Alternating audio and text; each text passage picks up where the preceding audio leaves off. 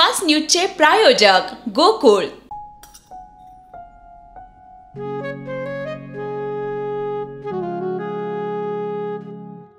बाबा, आज येताना बासुंदी घेऊन या ना।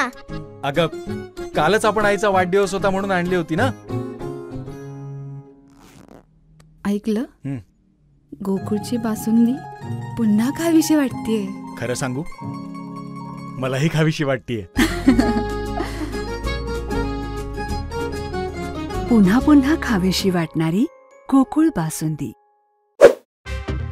अजित पवार यांची राष्ट्रवादीच्या गटनेतेपदी निवड। मुंबईत झालेल्या आमदारांच्या बैठकीत करण्यात आली निवड। महायुती सरकार मराठ्यांमुळेच निवडून आले, जरांगे पाटील यांचं वक्तव्य।